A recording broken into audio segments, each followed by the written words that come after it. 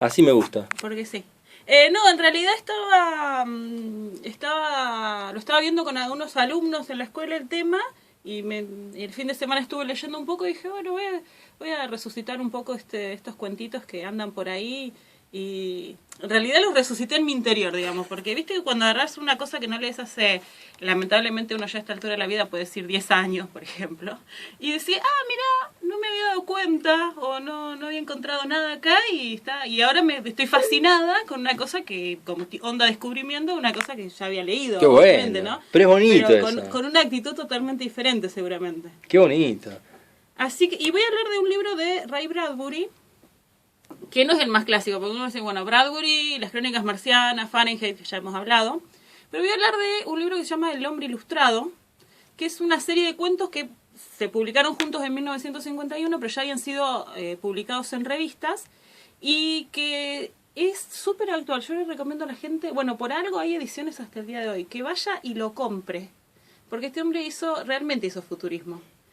Muy interesante, además no es la ciencia ficción clásica cuando ya la ciencia ficción se fue a el mecanismo, quien pone algo, lo más tecnológico, lo más complejo, sino la ciencia ficción en relación a la persona, o sea, la tecnología en relación a la persona y cómo afecta a la psicología. Es un libro muy humano y muy de problemas de humanos, bueno, como también las crónicas marcianas, como Fahrenheit, pero quiero decir, el uso que hace el uso magistral que hace de los mecanismos de la ciencia ficción, tiene mucho que ver con el estudio de las reacciones humanas, ¿no? Y de la cosa muy cotidiana, sobre todo en este libro, son 18 relatos que... ¿Están conectados o son independientes cada uno En de los realidad relatos? son independientes los relatos porque habían sido publicados antes, de hecho incluso es una recopilación que él hizo. Lo que pasa es que les crea un marco, que es este hombre ilustrado, es el encuentro entre el narrador, empieza el libro, entre el narrador y un hombre que está todo tatuado, pero es una cosa mucho más fuerte que un tatuaje. Es algo que se lo hicieron a mediados de siglo, supuestamente se lo hizo una gitana que venía del futuro, entonces... Cuando uno mira uno de esos tatuajes como que sobresalen, como que están en 3D, en realidad es inimaginable como algo cobra vida de la piel. Como un holograma que sale de la piel, ¿no? Sí, yo no me lo imagino como holograma, sino sobre la piel. Sobre la piel. Sobre la piel como tomando texturas. 3 dimensiones, claro, una onda así.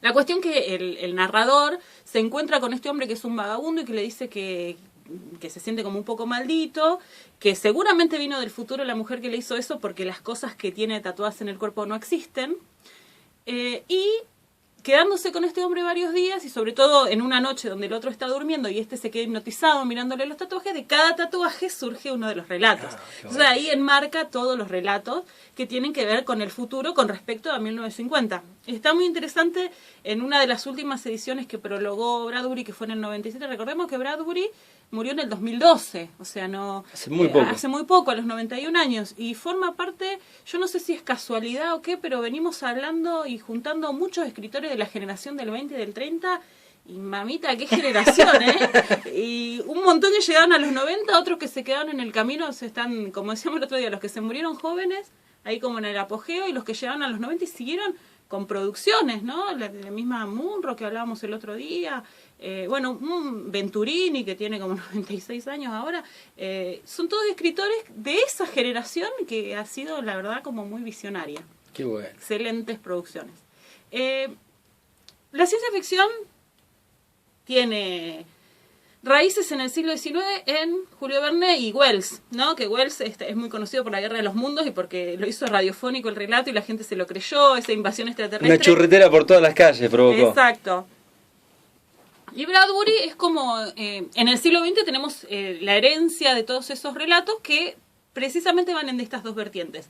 La de Julio Verne, que es una vertiente optimista con respecto a la tecnología, ¿sí? Y que de progreso, muy la onda que venía de progresista de la revolución industrial y que a través de todo esto el hombre va a llegar a ser mejor. Y bueno, la de Wells, que es una visión más pesimista y que es que la tecnología y todos estos avances nos van a llevar a la destrucción, digamos. Entonces tenemos apocalípticos integrados, diría. Qué bueno, qué buena visión esa. Las dos visiones de la literatura de ciencia ficción, las dos visiones del futuro, digamos. Y las dos lecturas en cada momento, tanto en el siglo XIX como mediados del siglo XX, fueron dos grandes momentos de gran evolución tecnológica.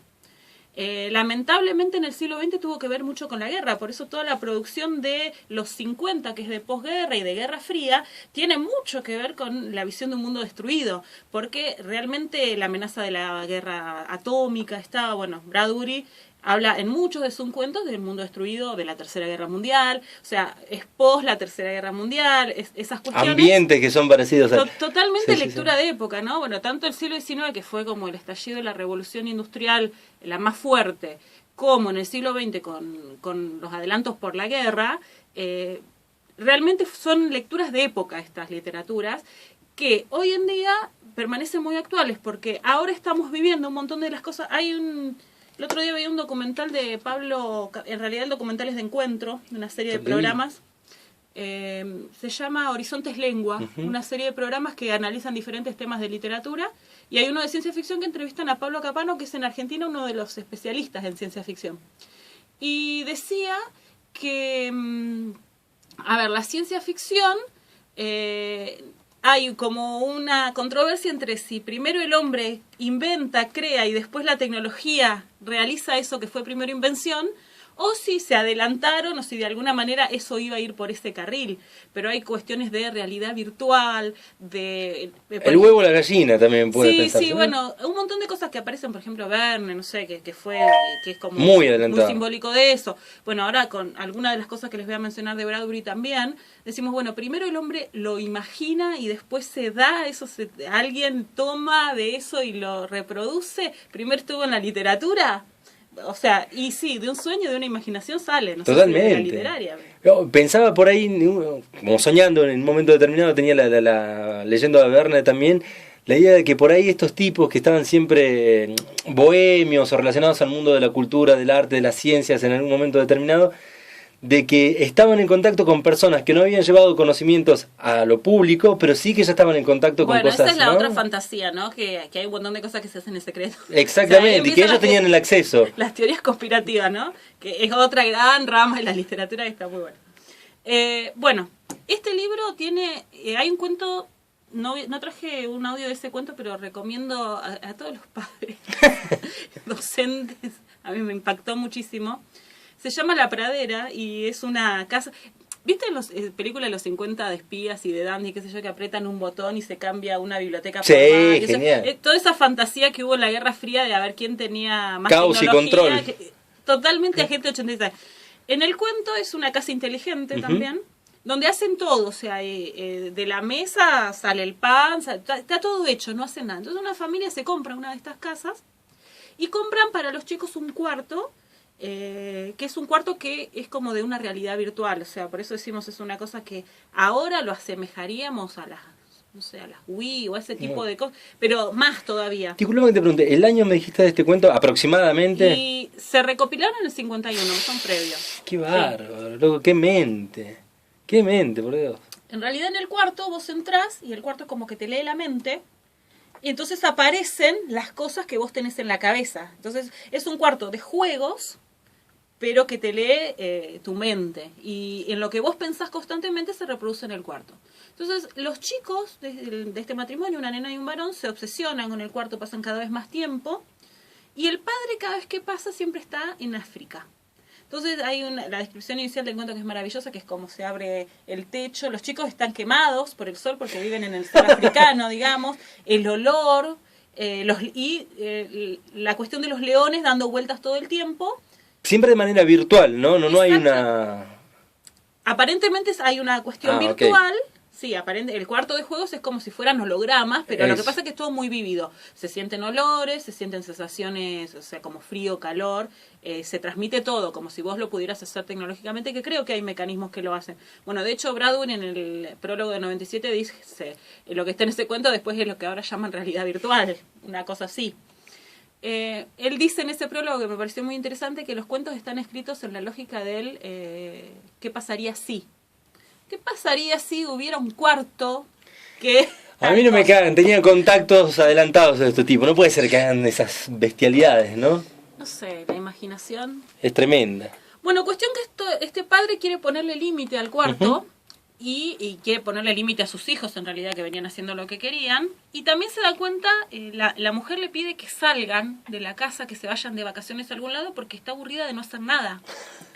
Dice, bueno, antes tenía algo para hacer, ¿en qué utilizar Es una mi discusión tiempo? actual también, en muchos casos, ¿no? Sí. Con el tema de las nuevas tecnologías.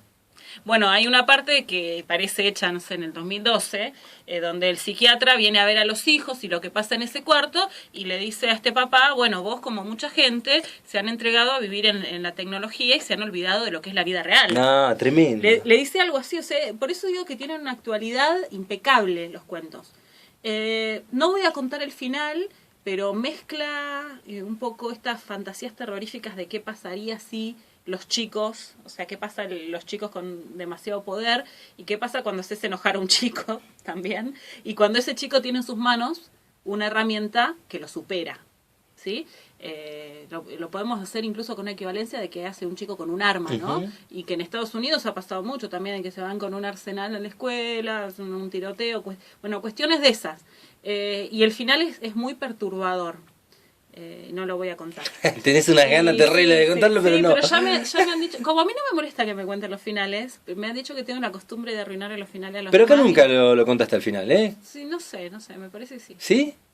Ahí van a empezar a llegar los mensajes diciendo... Alguna gente les ha arruinado el final de algo, pero siempre cabe la duda de que esté mintiendo. Yo creo que hay una herramienta que tenemos algunos que cuando nos están contando el final automáticamente pasa a una papelera de reciclaje que sí la escuchamos todo, pero pasa inmediatamente, como una acción inmediata. Sí, la idea es sobre algunas cosas, ¿no? Como fomentar la lectura, entonces tirar la punta, tampoco contar todo. Ujú. Pero bueno, algunas cuestiones está interesante. Lo que sí vamos a escuchar ahora es un fragmento de Calidoscopio, que es un cuento, bueno, si alguien vio hace poco la película esta de Sandra Bullock con George Clooney, absolutamente... Ahí te larga. dicen allá que la vieron, mira. ¿Qué, la de George Clooney? La de George Clooney y Sandra Bullock en el espacio. Bueno, Gravedad. Gravedad. Muy buena. Esta